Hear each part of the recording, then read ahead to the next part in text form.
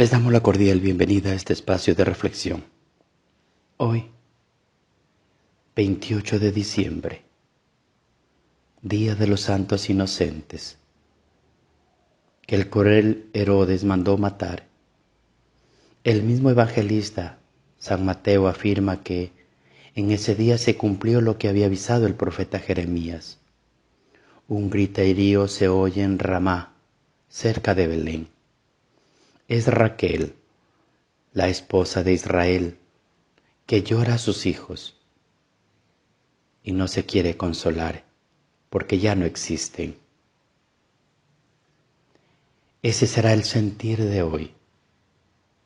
Hoy, irónicamente, en Argentina se va a librar una batalla política en la que esperamos que Dios salga triunfador y estamos seguros que el mal no va a prosperar porque Argentina ama la vida y nosotros, por supuesto, amamos la vida y por eso es que celebramos este Día de los Santos Inocentes. Del Evangelio según San Mateo.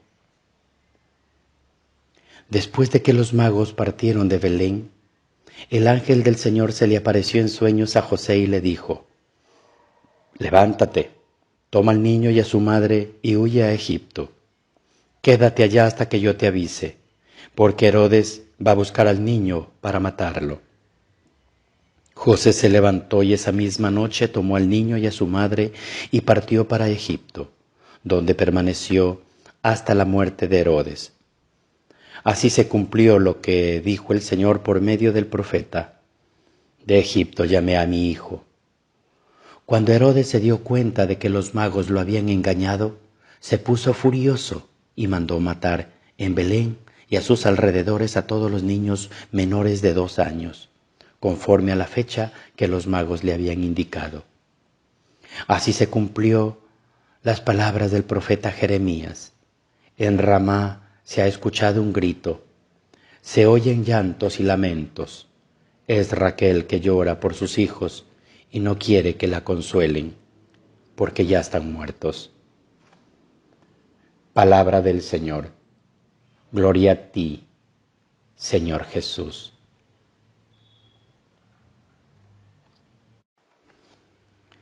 El camino del seguimiento de Jesús está lleno de dificultades. Al testimonio de Esteban y de Juan el apóstol se añaden hoy el de los niños inocentes de Belén. En el oriente a esta fiesta la llaman la de los niños ejecutados. Después del prólogo de Juan, la carta de San Juan entra en el primer tema de su mensaje: Dios es luz. Jesucristo está en la luz y nosotros debemos también caminar en la luz. Caminar en la luz significa vivir en comunión con Dios y por tanto no pecar, no vivir en la oscuridad, pero por desgracia todos tenemos la experiencia de nuestra debilidad y nos sentimos que no debemos sentir, según Juan, pecadores.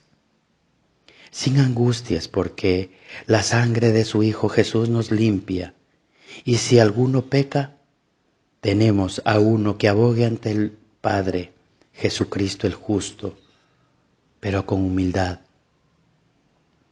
Nadie puede decir que no tiene pecado. Sería engañarse a sí mismo e ir contra la luz. El Jesús de quien habla Juan es el que ha venido en la verdad y a la vez el de la cruz, el que con su sangre nos purifica de todo pecado, no solo a nosotros sino a todo el mundo, sea cual sea la exalta historicidad de la huida a Egipto y del episodio de los niños de Belén, muy creíble, dada la envidia y la maldad del rey Herodes. El pasaje de Mateo nos ayuda a entender toda la profundidad del nacimiento del Mesías. Es la oposición de las tinieblas contra la luz, de la maldad contra el bien. Se cumple lo que Juan dirá en su prólogo: vino a su casa y los suyos no lo recibieron.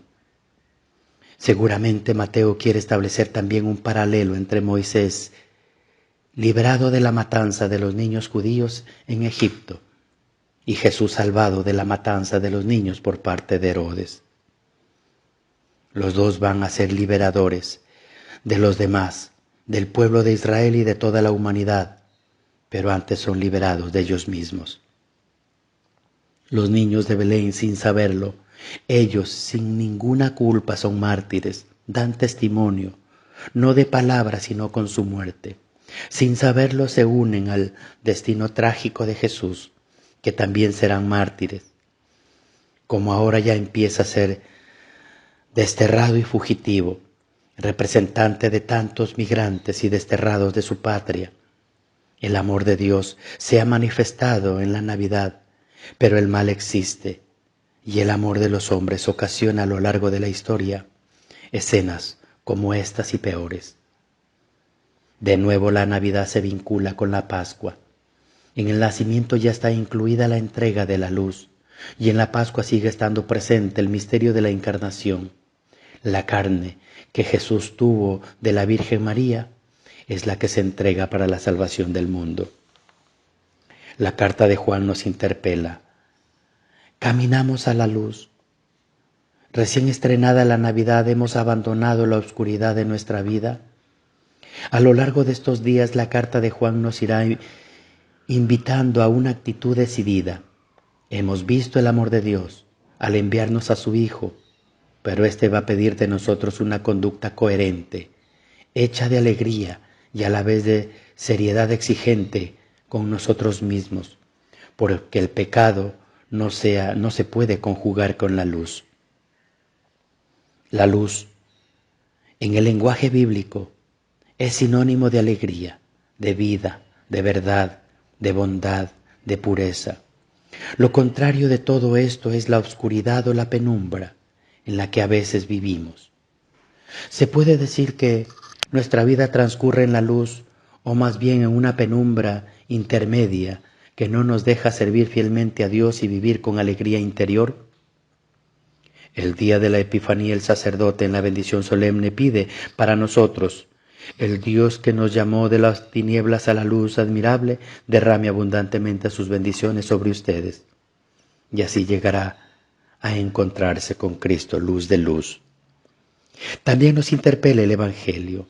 José y María, al experimentar que los planes de Dios exigen una disponibilidad nada cómoda, la huida al destierro, no son precisamente un adorno poético de la historia de la Navidad. El sacrificio de estos niños inocentes y las lágrimas de su madre se convierten en el símbolo de tantas personas que han sido injustamente tratadas por la maldad humana y que han sufrido y siguen sufriendo sin ninguna culpa. Desde el acontecimiento de la Pascua de Cristo, todo dolor es participación en el suyo y también en el destino salvador de su muerte, a la muerte del inocente. Por excelencia aceptamos el esfuerzo y la contradicción en el seguimiento de Cristo. Sabemos apreciar la lección de resiedumbre que nos dan tantos cristianos que siguen fieles a Dios en medio de un mundo que no les ayuda en nada. También nosotros, como los niños de Belén, debemos dar testimonio de Dios con las obras y la vida, más que con palabras bonitas. Nuestra celebración eucarística comienza normalmente con un acto penitencial. Nos presentamos con humildad ante Dios y nos reconocemos débiles, pecadores, y le pedimos que nos purifique interiormente antes de escuchar su palabra y celebrar su sacramento. Y lo hacemos con confianza porque vamos a participar de ese Cristo, Jesús, que es el que quita el pecado del mundo. Y es así como vivimos y entendemos el Evangelio de hoy, que nos muestra como la ambición del poder que se convierte al ser humano en un verdadero monstruo, el ego, la autorreferencialidad, el capricho, petrifican el corazón. Muchos son los dramas humanos, situaciones provocadas por la ambición y el poder. Parece que estas realidades ya no nos hieren. Ante el exceso de información y repetición de las tragedias, desenvolvemos una coraza de protección que nos pueden llevar a la indiferencia y cerrar los ojos ante el dolor de tantas personas, víctimas inocentes que no consiguen salir por sí mismas de las situaciones de explotación, malos tratos, humillaciones. La escucha de la palabra de Dios nos ayuda a ver las situaciones donde la vida está amenazada. Cuando percibimos lo que ocurre a nuestro alrededor, ¿quiénes son los débiles? Y escuchamos los clamores y llantos silenciados. El Señor nos lleva a las respuestas astutas, audaces y comunitarias. Incluso a veces es necesaria la huida para que después se pueda remontar la vida. Huye a Egipto y quédate allí hasta que yo te avise. ¿Por qué? Son preguntas que siempre van a estar en el aire, porque uno, como humano, nunca las va a entender. La Biblia nos revela constantemente que Dios está al lado de los pequeños, de los excluidos, de aquellos a quienes se les niega el derecho de ser, de tener oportunidades. La palabra nos provoca y cuestiona. ¿De qué lado estoy? ¿De qué lado quiero estar? La fe nos surge, nos lanza, no para ser salvadores o héroes, sino para que con sencillez y constancia nos comprometamos con Él en el reino de Dios. Así lo expresa muchos oradores y muchos que ahora anhelamos defender la vida. No te detengas. Comenzar bien es una gracia de Dios. Continuar por buen camino y no perder el ritmo es una gracia todavía mayor. Pero la gracia de las gracias está en no desfallecer con las fuerzas todavía, o ya no pudiendo más, hecho trizas o añicos, seguir avanzando hasta el fin.